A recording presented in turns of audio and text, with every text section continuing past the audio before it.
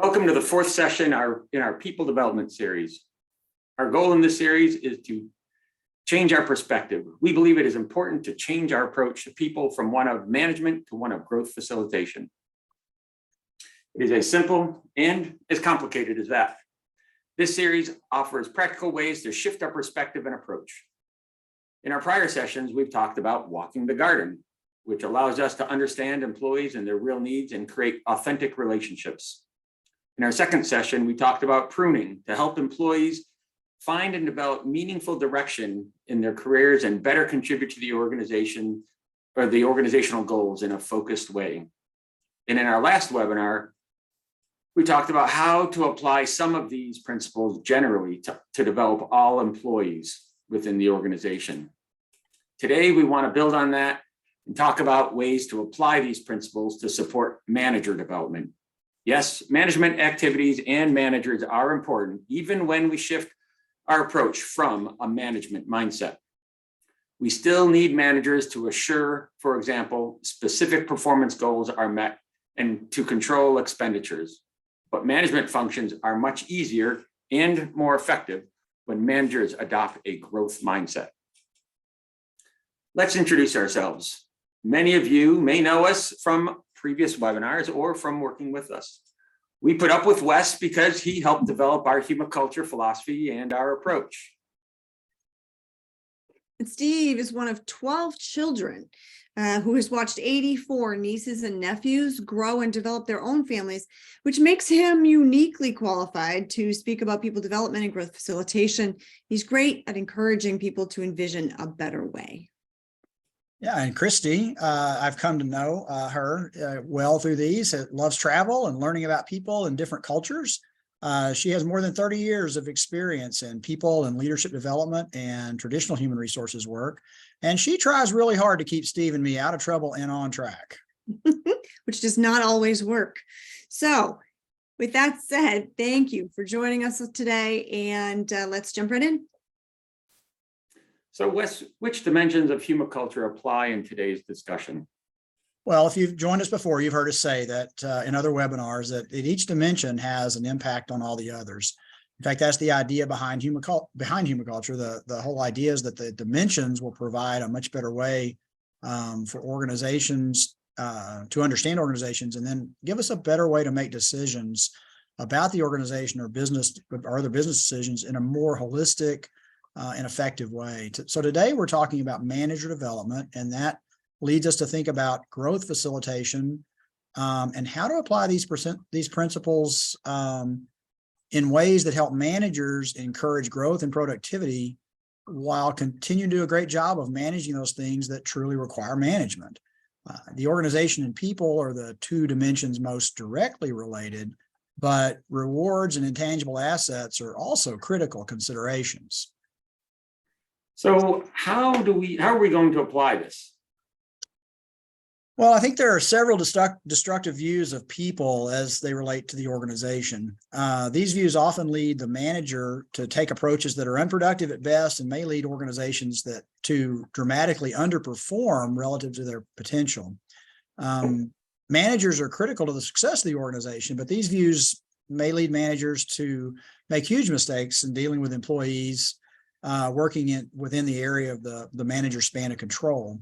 The first destructive view is the human capital view.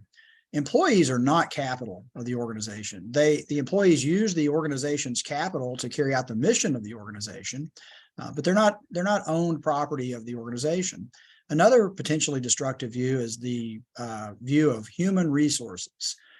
Employees are or will use various resources within the organization, again, to carry out the organization's mission to accomplish the production of services and products.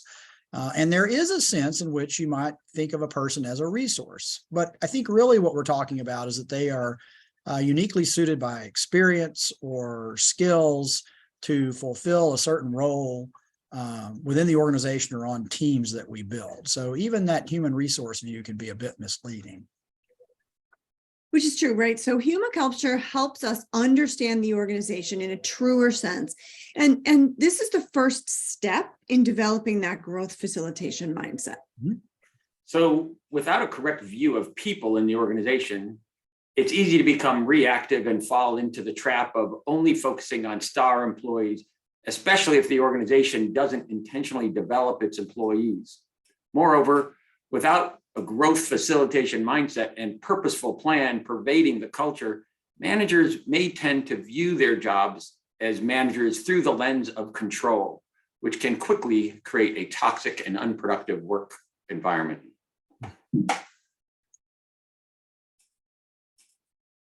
That's right, Steve. So let's talk about the potential problems in more detail.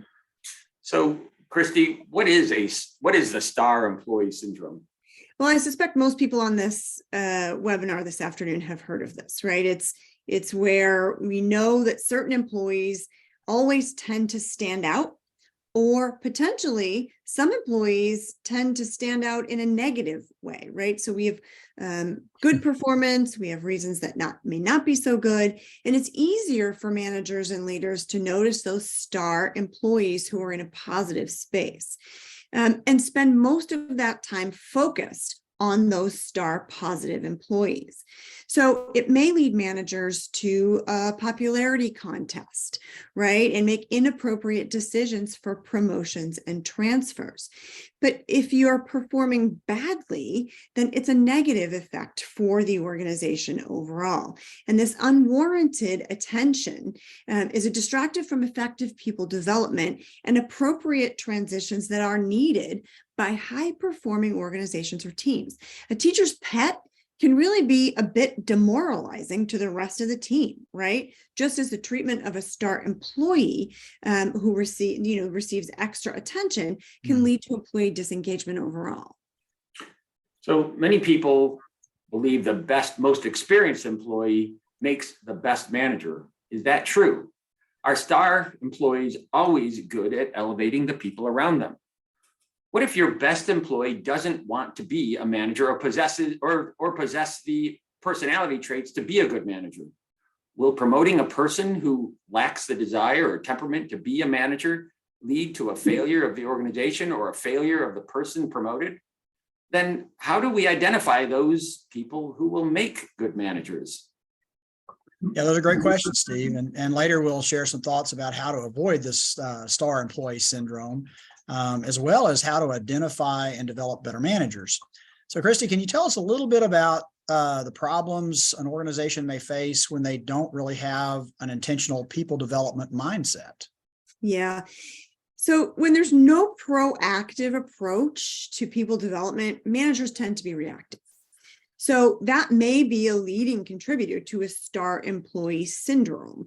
If there's no proactive plan, any development is predominantly in a reactive structure. So without effective people development strategies, individual employee success and effectiveness will be haphazard, right? Lowering overall productivity, effectiveness of the organization. It means that it's anybody's guess as to what sort of culture will come to permeate the organization.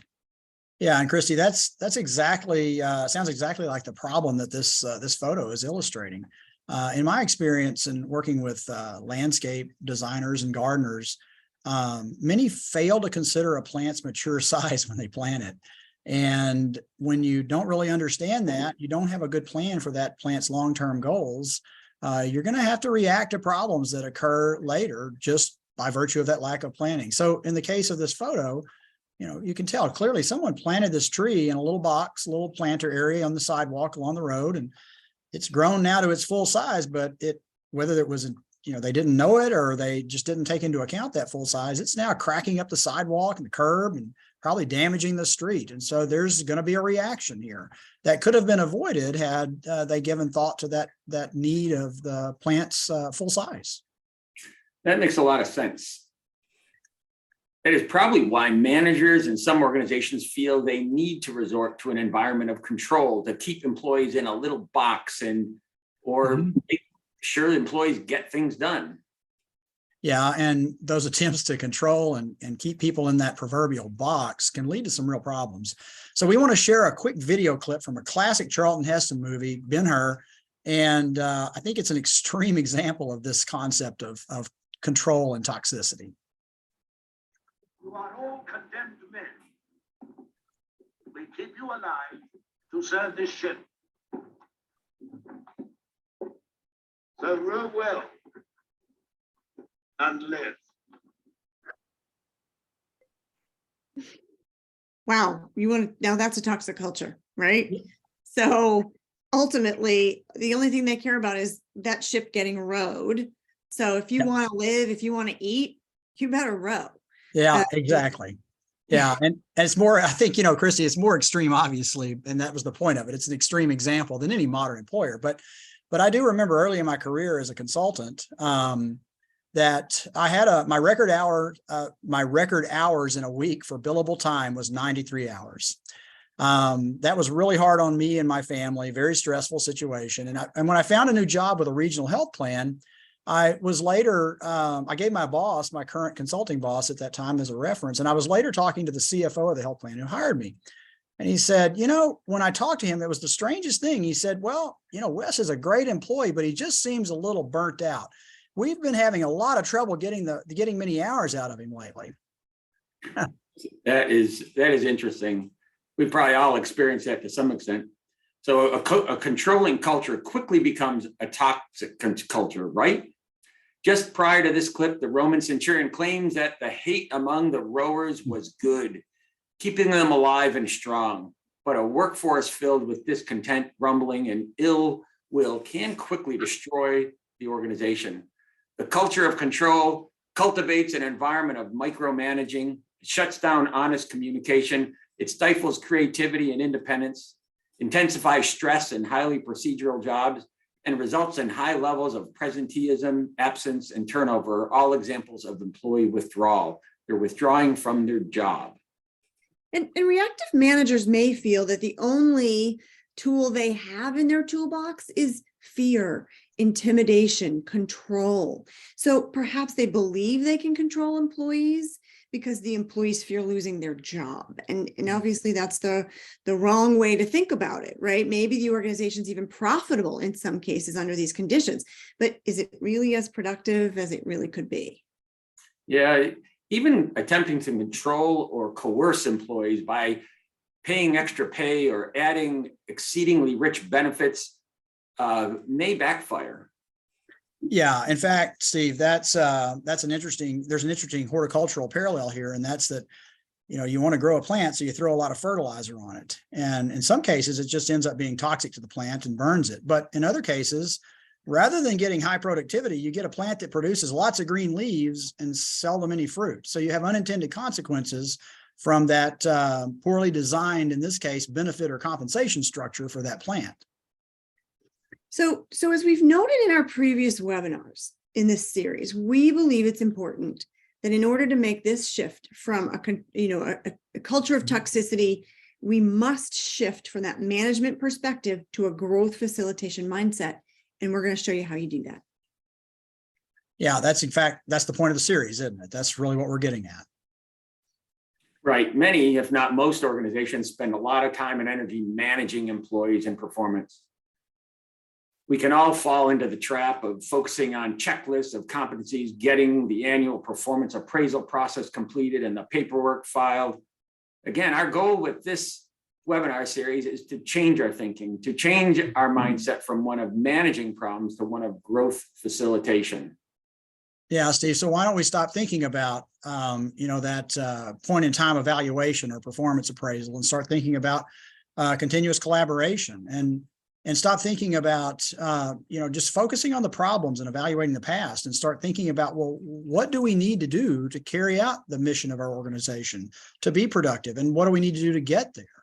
We need to move away from things that are just labor and time intensive to document things for the sake of documentation and begin thinking about, well, how do we develop simplified social based processes that are supportive and provide the right resources for employees. In other words, we have to stop checking the box because it's what we are required to do by our various industries. So let's talk about what this looks like for hiring, promoting, and development. So how do we avoid the trap of the star employee syndrome, Christi? Right. So managers who are not self-aware about their tendency to be reactive, they might be ineffective. And in some organizations, maybe that works, but I suspect not in all of them. And so organizations must develop clear job roles and requirements to be sure that the evaluation of future progress and future managers are based on clear criteria, not based on a popularity contest, right? So organizational excellence and success, they require several items here. And I think we've talked about many of these in our previous webinars. They're incredibly important here for this one. The organization must be aligned on the purpose of itself. What is our vision? What is our mission? Alignment then carries into job descriptions. How does the job description represent our vision and our mission and what we want to accomplish? Ultimately, how do we advertise for the right people and make sure that we're keeping the people in our organization and that they are aligned with that mission and vision? Selecting the right people, selection for fit, train for skill. We know this, right? And then supporting our managers for growth themselves, ensuring they are receiving the training, the resources, the support that they need to enable them to be successful in their current and future roles. Yeah, it's so critical to really think of what the mission, vision, and values are of the organization to get the right fit. So being intentional or deliberate means having a plan and following it. How would you design such a plan, Wes? Well, remember the tree illustration that we showed earlier. Its mature size was either not known or wasn't considered when it was planted in its location. So when you look at this illustration that we have here, you can see that the designer has laid out a plan for the garden, and there are various sizes of the plant shown there, so that the plan itself takes into account that mature size. And so one of the first things that you have to do to have an effective people development plan for an organization is have a clear vision of what the future is supposed to look like. And the other thing that this plan does is it allows the designer to think about how the plants are going to interact. Is one plant going to overshadow or crowd out another plant? Well, it's the same thing when we're designing this from an organizational perspective. We have to think about those things and how people interact together. And then the other thing about this plan, or any plan like this, is that it's ever changing. So the designer knows that there may be times that a plant as designed or planted in the place that it was designed may still yet need to be transplanted to a new location. And so the old adage is that a garden is an artwork that's never finished, and to a great extent that's true of an organization. So the plan has to be flexible and adaptive. That's great. So successful organizations will always have an effective people development plan to serve as the roadmap for managers. Without it, managers cannot facilitate growth and development as intended. There will likely be few promotions made internally, a lot more filled externally, and that can create a stifling career path for people within the organization. And so developing a people plan or people development plan overall must include some really structured pieces.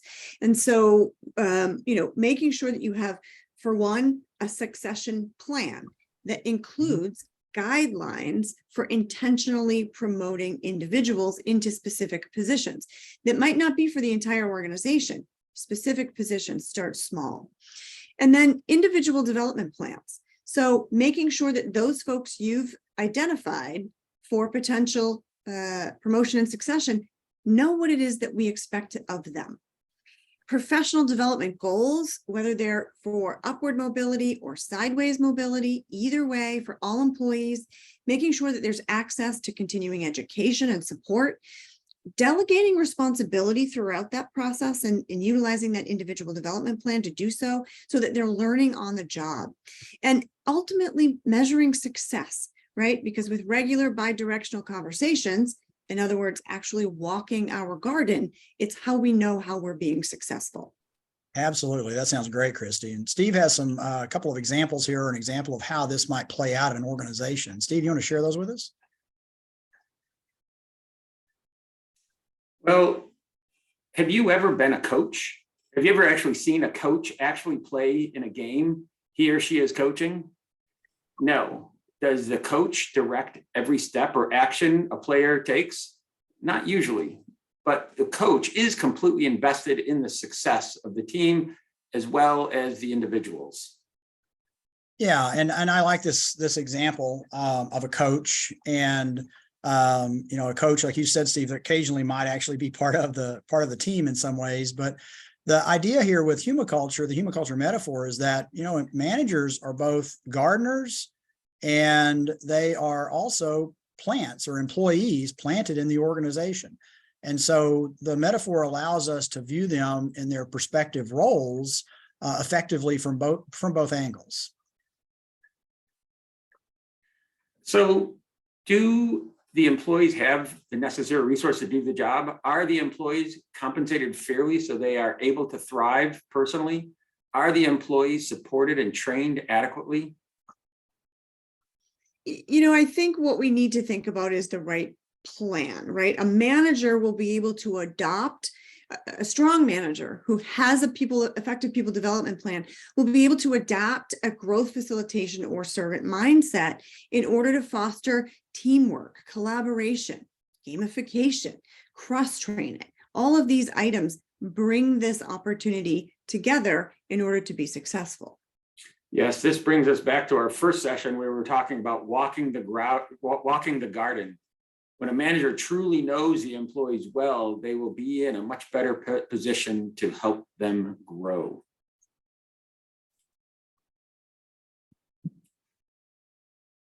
Okay, and one of the things that we always like to do is share these ideas for heuristics, and that'll help us in our design. They're life's little shortcuts, as we say, that help us make choices. And when we think about this from the humaculture perspective or the horticultural metaphor perspective, they're very useful because the garden designer knows that certain plants have certain characteristics, and within certain conditions, they'll grow in a certain way. So the gardener knows to plant that plant in a way that will encourage that growth, but also that how to plant that plant in a way, or to support that plant in a way that will help discourage it from the negative types of choices that it might make, things that will be damaging to it or unproductive for it.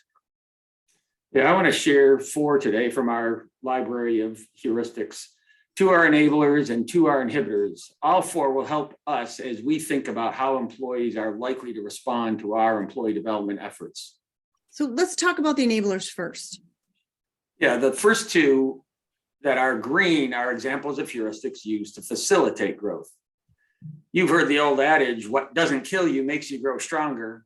It is the same in developing talent. Present your employees with challenges to prepare them to be managers, to learn how to handle them, and to learn how they respond to those. On top of that, people respond best to real-time feedback. When done appropriately, it increases motivation, reduces uncertainty, and builds trust, resulting in a more authentic relationship. So if these 2 are the positives, the enablers increase success, what do the inhibitors do for us?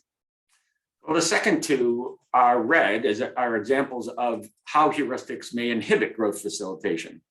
As mentioned earlier, organizations often promote the star employee who may possess the greatest skills into the manager, even though they may be ill-equipped to be a manager or not possess the traits to be successful. This may be done out of fear of losing that employee if they aren't promoted. As mentioned in our last session, this is why it is important to have a technical career path that allows those star employees who are good contributors to grow within the organization without having to be promoted into that manager role. We may also promote the star employee because of their status, whether it's because of their skills or who they know, rather than what they may bring to that manager role. This is also a problem managers have when viewing the employees and their status for which they may be responsible. I think the point of this is that at times we use these little shortcuts to limit opportunity and growth, causing people to leave. That's right. Heuristics can be a powerful tool to help the organization succeed or fail if you don't understand and use them properly. Wes, can you summarize for us? Sure. So our goal with this Humaculture Perspective Series is to encourage us all to think more of facilitating growth rather than, quote, managing performance. So in the garden, Thriving plants are productive plants. In the organization, thriving employees are productive employees. And today, what we've discussed are ways of shifting our thinking about that manager role so that they are supported to really, we have the right managers in the right places. We select the right people to be in that manager role. And then those managers are in the right position to help the organization succeed in hiring, promoting, and developing other employees.